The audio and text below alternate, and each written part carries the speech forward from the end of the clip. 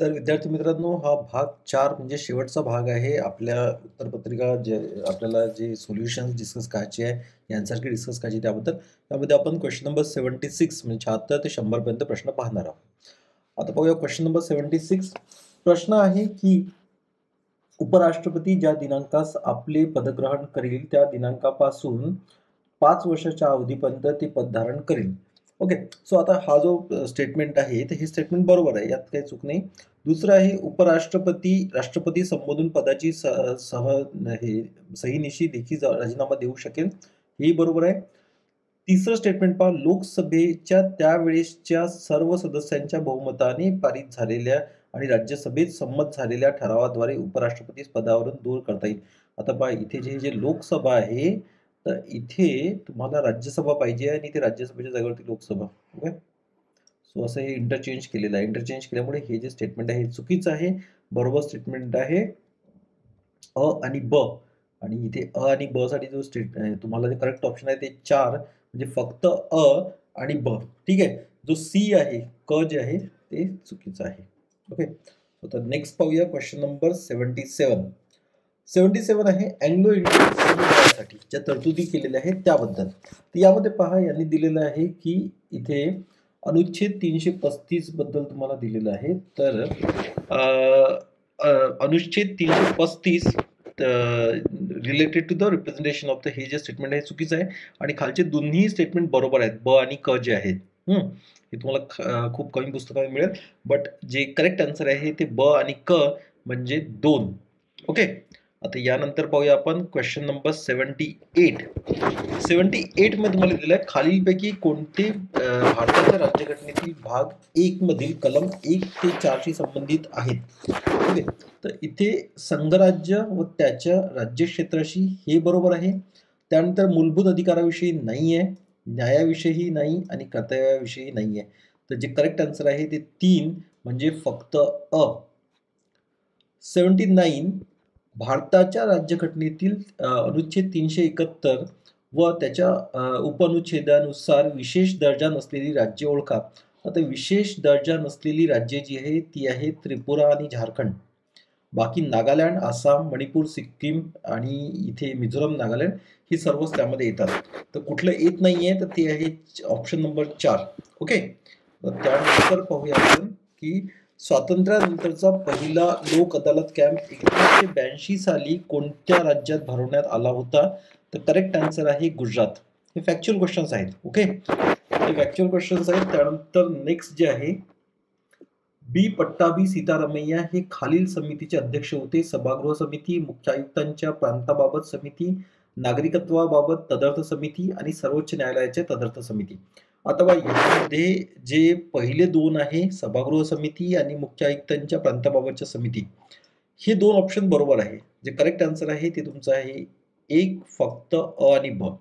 नागरिकत्वाबाबत जे तदर्थ समिती आहे त्यांचे अध्यक्ष नाही आहे आणि दुसरे सर्वोच्च न्यायालयाबाबत जे आहे तदर्थ समिती, तर यामध्ये जे यांचे अध्यक्ष नाही आहेत ते आहेत श्रीनिवास वरादा चैनार. ओके.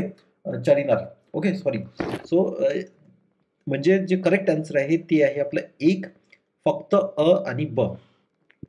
त्यानंतर पाहूया इथे 2 प्रश्न क्रमांक 82, प्रश्न क्रमांक त्यानंतरचा एक प्रश्न जो आहे तो एस्टॅब्लिशमेंट इयर विचारलेला आहे की कुठल्या वर्षात हे ज्या ऑर्गनायझेशन्स आहेत किंवा ज्या कमिशन्स आहेत ते एस्टॅब्लिश करण्यात आलं. तर 82 आहे भारतात national commission for protection of child rights NCPCR ची स्थापना कोणत्या वर्षी करण्यात आलेली आहे. याचं करेक्ट आन्सर आहे 2000. तुम्हाला जे 82 चं करेक्ट आन्सर आहे 2007. 3.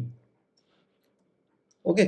त्यानंतर खाली जो प्रश्न आहे, ओके, खालचा जो प्रश्न आहे पोस्को बद्दल आहे की protection of child from the sexual offences POCSO act was enacted in India in which year. तर हा ऍक्ट जो आहे, हा जो कायदा आहे, हा कोणत्या वर्षापासून लागू करण्यात आलाय. तर याचा करेक्ट आन्सर आहे 2012. 2012. त्यानंतर विचारलंय राष्ट्रीय महिला आयोगाची स्थापना भारतात केव्हा झाली. तर याचा करेक्ट आन्सर आहे 1992. ओके. तर हे तुम्हाला 3 प्रश्न कंटिन्युअसली यावरती दिसतात की ते कधी एस्टॅब्लिश करण्यात आला. त्यानंतर हा एक प्रश्न आहे की खालीलपैकी कोणती कार्ये 24 जानेवारी 1950 रोजी संविधान सभेने केलेली आहेत? यामध्ये जो राष्ट्रध्वजाचा जो स्वीकार आहे तो हा चुकीचा आहे.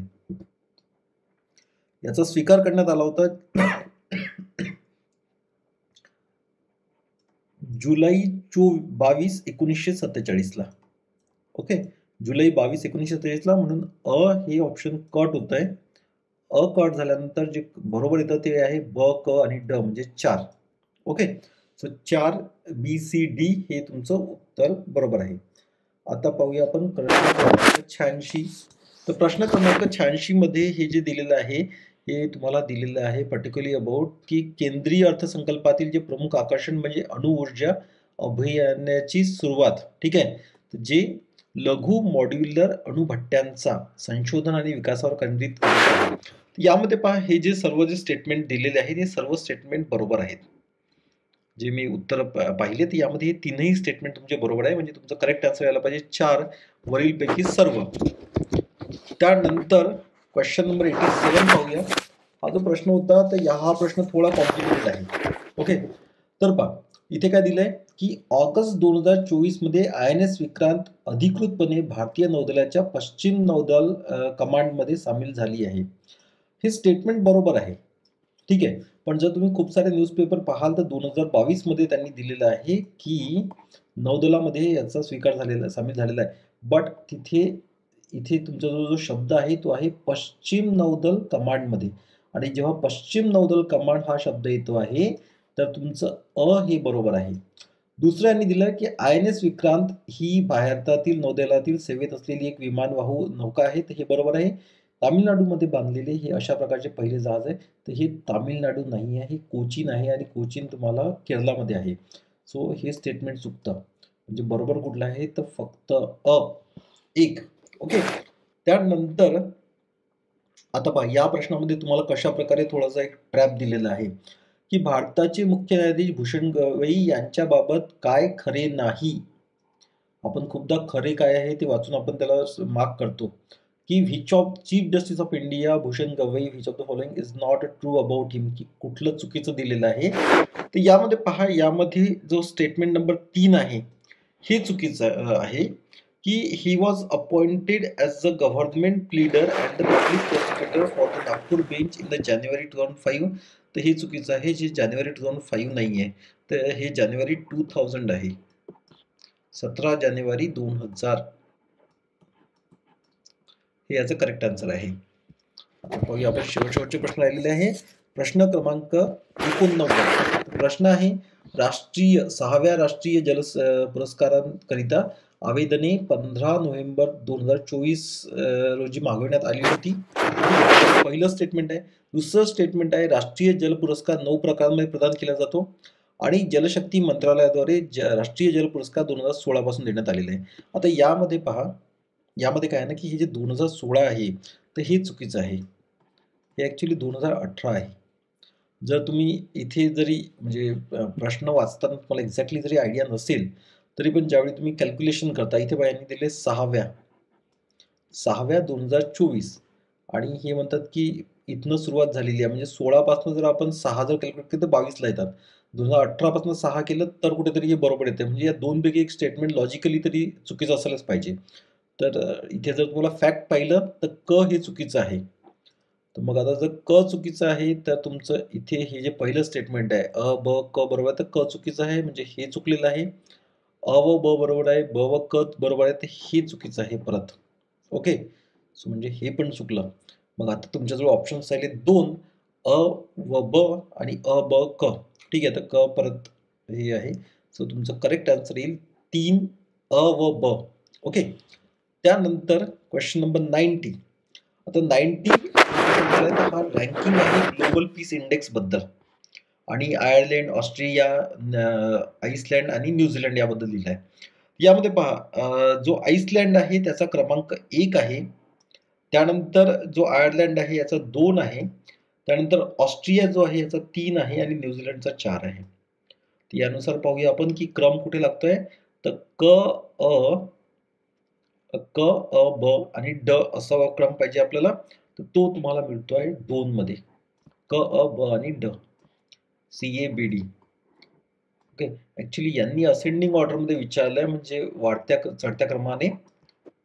तर हे क अ ब आणि ड. त्यानंतर आहे क्वेश्चन नंबर 91. हा प्रश्न विचारला होता तुम्हाला मुकेश डी बद्दल. मुकेश डी कंटिन्यू न्यूज मध्ये आहे, त्याच्याबद्दल आलेला प्रश्न आहे. तर यामध्ये थोडं ना यांनी असे तुम्हाला टाईप दिलेलं आहे, फसवण्याचा प्रयत्न करण्यात आलेला आहे. पहिलं स्टेटमेंट जे आहे ते बरोबर आहे. दुसरं स्टेटमेंट जे आहे 2024 मध्ये सिंगापूर इथे झालेल्या फाईट 45व्या बुद्धिबळ ऑलिम्पियाड ओपन टीम मध्ये सुवर्ण पदक मिळवले. तर आता इथे आहे सिंगापूर जे आहे, तर हे सिंगापूर नाही आहे. याचं करेक्ट आन्सर जे आहे ते आहे बुडापेस्ट हंगेरी. ठीक आहे, हे जे आहे हे आहे बुडापेस्ट हंगेरी. मग आता हे जे झालं हे चुकीचं झालं, तर याला जसं आपण कट करतो तर इथे करेक्ट आन्सर तुमचं इथं सी, म्हणजे 3 अ आणि क. त्यानंतर हे जे स्टेटमेंट होतं क, हे पण बरोबर आहे. ओके, त्यानंतर बघूया आपण नेक्स्ट 92 मध्ये तुम्हाला दिलं आहे भारतामध्ये 22 जानेवारी राष्ट्रीय बालिका दिन म्हणून साजरा केला जातो. तर अगेन इथे 22 नाही आहे, हे 24 आहे. ओके, सो म्हणून अ चुकलेला आहे. आता अ जर चुकले आहे तर इथनं गेलं आणि इथे सर्व पैकी दिले आहे. तर म्हणजे लॉजिकली जे तुमचं स्टेटमेंट आहे ते बी आणि सी असायला पाहिजे. खालचे स्टेटमेंट पाहूया. राष्ट्रीय बालिका दिन 2008 पासून बालिकेच्या अधिकार जागृतीसाठी साजरा केला जातो, तर बरोबर आहे. आणि बेटी बचाव बेटी पढाओ, तर हे 2015 पण बरोबर आहे. सो जे करेक्ट आन्सर आहे ते ब आणि क. त्यानंतर तुम्हाला हे ब्रिक्स, आता रिसेंटली न्यूज मध्ये होतं, तर ब्रिक्सच्या ज्या परिषदा झालेल्या आहेत तर त्याच्याबद्दल आहे. तर यामधले जे जोड्या आहेत हे 4 नंबरची जे पेअर आहे हे करेक्ट आहे. 4 नंबरचं जे ऑप्शन आहे ते बरोबर आहे, की करेक्ट आन्सर आहे 4, 3, 2 आणि 1. ओके, आता पाहूया आपण 94. अगेन हे जे अक्षय अन्न योजना आहे, लाभार्थ्यांना खालीलपैकी कोणत्या वस्तू मोफत मिळतात? यामध्ये सर्व आहे. सर्व जे आहे वरीलपैकी सर्व, हे ऑप्शन बरोबर आहे तुमच्यासाठी. त्यानंतर 95 मध्ये भगवान बिरसा मुंडा जोड रस्ते योजनेविषयक योग्य विधाने ओळखा. तर ही योजना महाराष्ट्र सरकारने सुरू केलेली आहे, तर हे बरोबर आहे. ही योजना फक्त आदिवासी गावांना जोडण्यासाठी केली आहे, तर हेही स्टेटमेंट तुम्ही बरोबर म्हणू शकता. या योजनेद्वारे आदिवासी भागांना प्राथमिक आरोग्य केंद्र आणि आश्रमशाळांशी मुख्य रस्त्याने जोडण्यासाठी बनवलेली आहे. हे डायरेक्टली दिलेलं आहे तुम्हाला वेबसाईटला. ओके, सो आता ही योजना महाराष्ट्र सरकारने जानेवारी 2025 मध्ये बंद केली, तर हे स्टेटमेंट चुकीचं आहे. असं कुठल्याही प्रकारची न्यूज नाहीये. तर त्यामुळे हे ड जे आहे हे कट होतं, आणि ड कट झाल्यानंतर जे करेक्ट आन्सर राहतं ते 3, म्हणजे अ ब व क. ठीक आहे, आता यानंतर नेक्स्ट पाहूया आपण क्वेश्चन नंबर 96. लास्ट 5 क्वेश्चन्स राहिलेले आहेत. तुम्हाला एक काम करायचं आहे, आता जवळपास 96 म्हणजे जवळपास 100 क्वेश्चन आपले पूर्ण होतील. तुम्ही तुमचा जो स्कोर येईल, ठीक आहे, तो स्कोर कॅल्क्युलेट करून फक्त कमेंट्समध्ये मेन्शन करा. ओके, म्हणजे त्यानुसार आपल्याला एक कट ऑफचा पण अंदाज येऊन जाईल की कट ऑफ काय येईल. तर so which party has won the general elections in the Maldives held in April 2024. So मालदीवमध्ये एप्रिल 2024 मध्ये झालेल्या सार्वत्रिक निवडणुकांमध्ये कोणत्या राजकीय पक्षाचा विजय झाला? तर इथे करेक्ट आन्सर आहे पीपल्स नॅशनल काँग्रेस. ओके, आणि ही जे अवामी लीग आहे, ही अवामी लीग कुठली पार्टी आहे याचा आन्सर तुम्ही कमेंटमध्ये लिहा.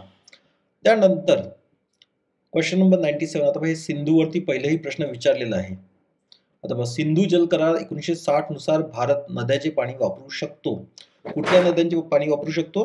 तर इथे आहे सतलज, बीस आणि रावी. सतलज, बियास आणि रावी म्हणजे 3, हे स्टेटमेंट बरोबर आहे.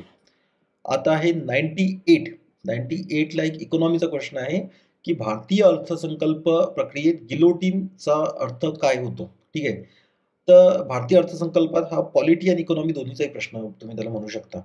तर इथे काय आहे ना, की इथे बी हा जो स्टेटमेंट आहे, की अर्थसंकल्पातील अनुदानाच्या उर्वरित मागण्या पुढील चर्चेशिवाय मतदानासाठी ठेवणे, तर हा जो स्टेटमेंट आहे हे बरोबर आहे. म्हणजे तुमचं करेक्ट आन्सर काय येतं? तर एक ओनली बी, म्हणजे फक्त बी, फक्त ब, हे आन्सर बरोबर आहे. तर शेवटचे 2 प्रश्न आहे. मारुती चित्तमपल्ली यांनी खालीलपैकी कोणते ग्रंथ लिहिलेले आहेत? यामध्ये अ ब क हे बरोबर आहेत. म्हणजे रातवा आहे, पाखरमाया आहे, चकवा चांदण आहे. फुलवंती मला नाही वाटत की आहे म्हणून. आणि इथे जंगलाचा पाऊस नाहीये, तर जंगलाचं देणं आहे. सो मला असं वाटतं की याचं करेक्ट आन्सर जे आहे ते अ, ब, क असायला पाहिजे. याच्याशिवाय जर तुमच्याकडे अजून काही ॲडिशनल इन्फॉर्मेशन असेल फुलवंतीबद्दल किंवा जंगलाचा पाऊसबद्दल, तर ती कमेंटमध्ये नक्कीच लिहा. पण म्हणजे मी जेवढं वाचलं तर त्यानुसार अ, ब, क हे तुमचं उत्तर असायला पाहिजे. त्यानंतर शेवटचा प्रश्न, भारताच्या राष्ट्रपती द्रौपदी मुर्मू यांनी 24 जानेवारी 2024 रोजी कोणत्या ठिकाणी कौशल भवन या कौशल्य विकास आणि उद्योजकता मंत्रालयाच्या नवीन इमारतीचे उद्घाटन केले? सोपासा प्रश्न होता.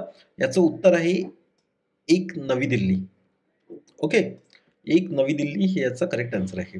आता पहा आपण बहुतेक सर्व प्रश्न डिस्कस केलेले आहेत. आता याशिवाय 2 गोष्टी करायच्या आहेत. पहिली गोष्ट जर या प्रश्नांमध्ये तुम्हाला कुठेही असं वाटत असेल, की उत्तरं काहीतरी वेगळी असायला पाहिजे होती, काहीतरी म्हणजे इन्फॉर्मेशनमध्ये काहीतरी मिसमॅच आहे, तर कमेंटमध्ये लिहा किंवा मला कॉल करा यावरती नंबरवरती. ही पहिली गोष्ट.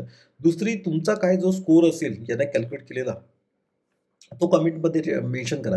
सो दॅट आपण त्यावरनं थोडं कॅल्क्युलेट करू शकतो, की कट ऑफ किती जाऊ शकतो किंवा या प्रकारे. ओके. सो लेक्चर पाहिल्याबद्दल तुमच्या सर्वांचे आभार. Thank you.